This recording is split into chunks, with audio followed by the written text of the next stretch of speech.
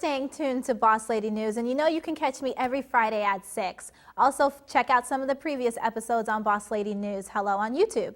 I want to give a great mention out to one of New England's own groups straight from Berkeley, known as Serendip Music Group. They have been awesome on America's Got Talent, and I invite all of you to find out more about New England auditions, which gives you an opportunity to show off your talent. With no further ado, I'd like you to meet Amanda. She's one of the individuals that was at the Raw Art event downtown and one of New England's artists as well. Amanda, you want to come on out here? Hi, how are you? It's so nice to see you again. Have a seat. First, I want to say thank you for coming on. Thank you for having me. And I just want to know more first about you. I've been living in Boston since last winter. Yeah. And are you enjoying it? Yeah, actually, I'm surprisingly enjoying it a lot. I didn't think that I was a city girl. Yeah. And I really enjoy the hustle and the bustle, and yeah, I'm having fun. And everybody's awake. Right? Yeah, exactly. Works well for artists. It works very well for artists. I was going to say, have you always been interested in being an artist? Like, was this something that you aspired to do? The term artist is very new to me. Mm-hmm. That was something that took a little bit of time to get comfortable saying. Mm-hmm. As of March was the first time that I had any recognition or was comfortable showing my art. Was that at the event? Yeah, it was after I got the video back from the Raw artists. I had submitted some work from a friend. She told me to submit it, she had done it. And I did it and I forgot about it. And then a few months later, I had just recently left my job because I had a corporate background in sales and marketing and business development. So I received the video and it was a whole whirlwind of experiences from then on. But I had had 2 paintings in my bathroom that I anonymously put up. Really? Because I wanted to get feedback, because I was very private about it. I, for years, kept a notebook That's privately. what caught me. The notebook that you had on the table at Raw. Yeah. And you just had like some personal thoughts inside of it. And tell me more about the notebook and what made you decide to put that out. So I've been collecting quotes that resonate with me when I hear them, and I know that there's a peace of mind or clarity that happens. I put it down, or if there's a quote that I don't really understand, I'll put it in the notebook and I'll review it from time to time. And I put a lot of my ideas. Some of my friends make fun of me because I have Post-it notes all over my apartment. Really? But that's just how my brain works. So I have to get it all like down. You're like a fortune cookie. Kind of, yeah, yeah. That's a good analogy. So yeah, I mean, it's a collection of years worth of very private art. So this is a whole different ballgame for me, but I'm happier than I've ever been. Yeah. I'm a starving artist for sure. Well, let's go there. How can people get in touch with you, and how can they see more of your artwork? So my original website from Raw Artists is www.rawartist.org /amanda.la.smith. Okay. And I also have an Etsy account that I'm just starting to build, so a lot of my work is not yet on there. Okay. It's quite a task, but I'm determined to get it up and running and go out of there. And that's where you got to start, and then you just keep on moving. Yes. Now, when you started doing your artwork, again, I probably want to ask you this one more time. As a young person, were you also doing artwork? I was really into sports when I was younger, and no, it wasn't until probably my teen years that I started to put down thoughts and kind of reflect in a notebook. I was never a diary person. Yeah. But yeah, quotes and ideas, and so it was funny. I saw you at the show going through the notebook, and I had gone through the first couple pages, but I didn't think anybody was going to go that far into the notebook, and I was like, I don't even know what's in there. Like, who knows?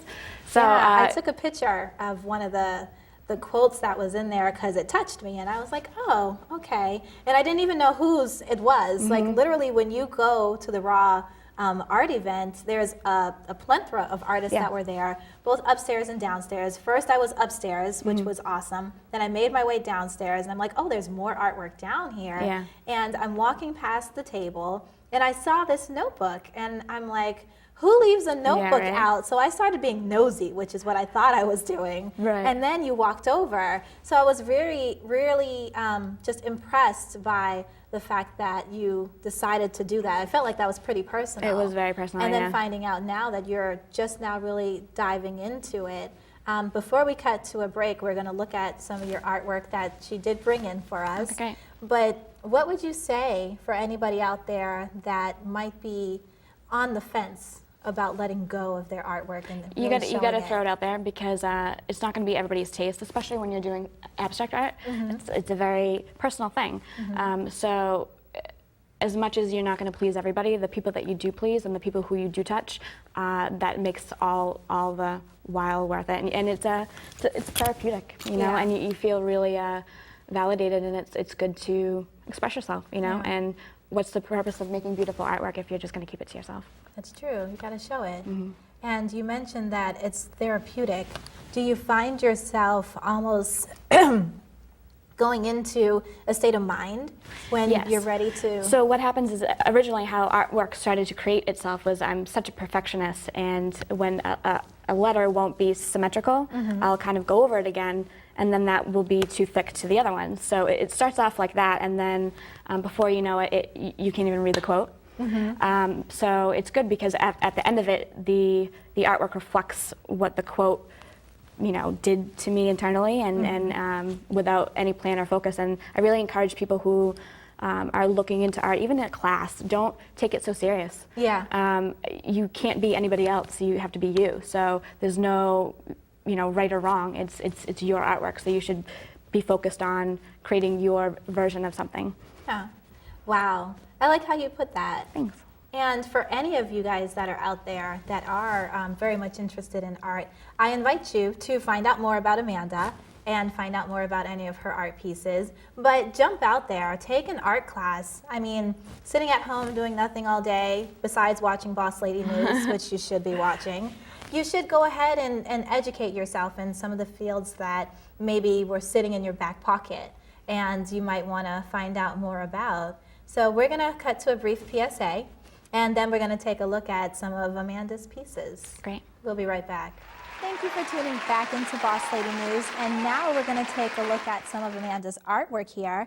And you were just mentioning while we were on break that these are a couple pieces from the original notebook. Yes. Okay. And so this is years worth of, you know, randomly going over. So that's why there's a lot of texture and character in them. So it's good to look back at this because I remember, you know, when I first started with quotes and a lot of blank, empty pages. Yeah. So it's nice to see kind of the end product of where my artwork first came, because I didn't have canvases before. Wow. 3 months ago, you know, it was just in a notebook. Yeah, and you said it's got volume to it, so what made you decide to kind of add these additional pieces onto So it? I have collected over the years anything that has a great texture or a great pattern. Again, my friends would make fun of me because if I had a headband that had a great pattern on it and it broke, I would keep it. And so they were like, Amanda, you're a hoarder. I'm like, no, I know that I'm going to use these one day. I don't know why, but I know that I am. So things like this I like to, it adds texture. And it's also great to go on top of it with color. Okay. So before I had art supplies, I was using, you know, colored pencils, markers, and nail polish. And so you got to make use of your resources. So let's talk about this piece right here. So this is my, this is what I put the paint on. This is,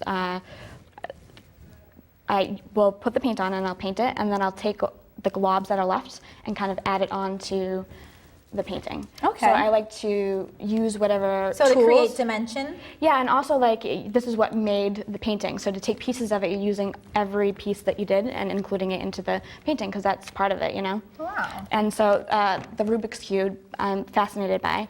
And I realized that you can dab it in the paint, and with the different colors you can Actually use it. use So it. then the Rubik's Cube becomes a tool. Exactly. Nice. So explain this one to me. Is this one of the pieces that you had at the event? Yes. I thought I recognized Yes. it. Okay. So this is yin and yang. So for me, I wanted to express both the masculine and feminine. And on the back of it, there is a quote, attention and intention. So that's the quote that started with. And this footprint is now my signature that I put on the back of all of my artwork. The footprint. I love the footprint. This is what I stepped in. And the day before, I was stressing out about my signature. And the next day, I stepped back into it, and I stepped on my painting, and I was like, and I turned around, and I was like, there you go. There it is. So it was easy enough, and you're using the colors and paint that you actually used for the painting. Yeah.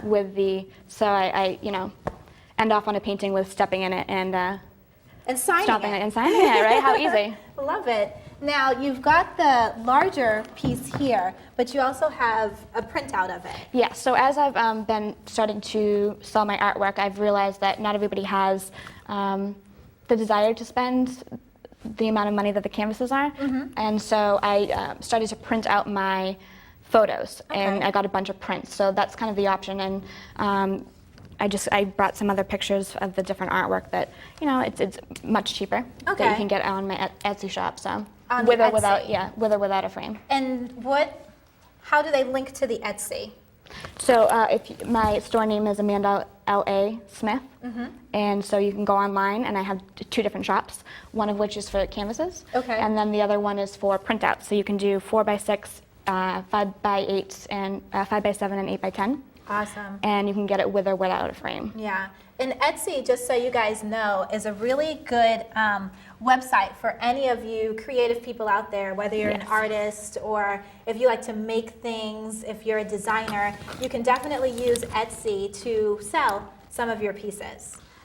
So let's look at some of these other ones that you have here. This looks very simple, but I kind of like how it almost looks this enchanting. is a really good story. This is a piece that I made for the nail salon, which the woman who encouraged me to submit my artwork to Raw Artists, which is essentially changing my life. They are in Somerville, Polished Nail Boutique, I believe. Kathy and Shannon, they're amazing. I recommend going to see them. She wanted to see my artwork on my phone, and she asked if I could make her a painting to put in her shop. And I made it for her, and she wanted to take it home. Oh, wow. And so that was a good encouragement, especially because that was the first time I'd ever made artwork before. But yeah, that's she had requested the love symbol, so. It is the love symbol. Okay, I was like, it feels enchanting. I love it. I love it. Love. What are some of these other pieces? I really want to talk about these. Because as far as colors go, I like earth tones. I love shades of gold, just like Lily's Creations just had on. But let's talk about these larger pieces here. Sure. So I have a great knack for spotting pieces, inexpensive pieces, and really making the most of it. And so I grabbed these, and what I've been kind of thinking of lately is having control over your thoughts. And instead of saying, I need this, or I should have done this, or I can't do that, switching it around to a positive. Because if you're telling yourself that you need to do something and you don't do it, that imprints something in your brain that you are without what you need, and that's not the case. So over time, I think that negative thought patterns can really start to develop into things that are stagnant.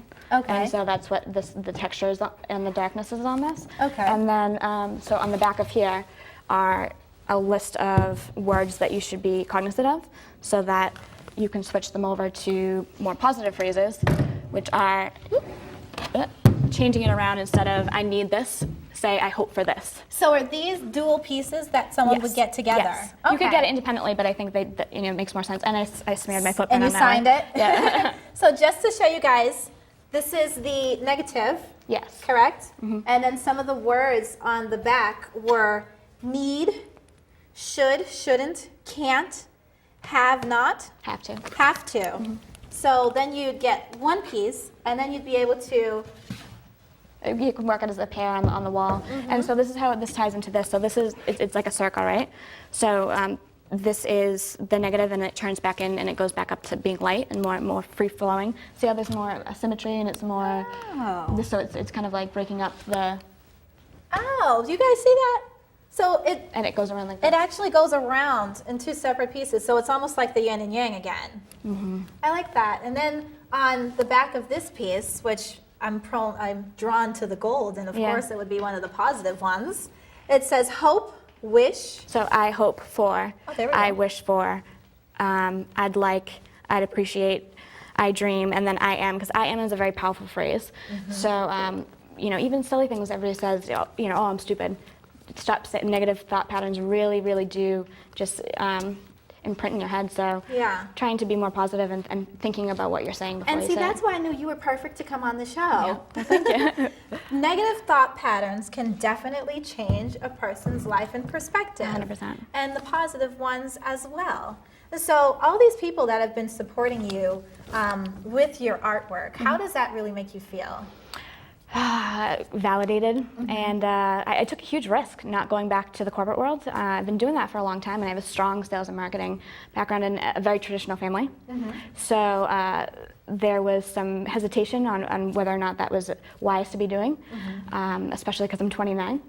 But I didn't pursue this, it pursued me almost. So I'm rolling with it. I like how you said that. Your art pursued you. Yeah. You didn't pursue it. I probably wouldn't have had the courage at that point, but yeah, positive feedback is huge, because this is, I mean, it's not everybody's taste, you know, and you could debate the technique. I mean, so it's definitely, you're throwing yourself out there, and it's being vulnerable. So. Well, I love it. I love it. And I'm definitely going to have you come on again. I'd Great. love to see a Boss Lady News painting that I could maybe put on the set. I think we could work something out. I'm always trying to redo my set. So once again, thank you for coming on. How can people get in touch with you?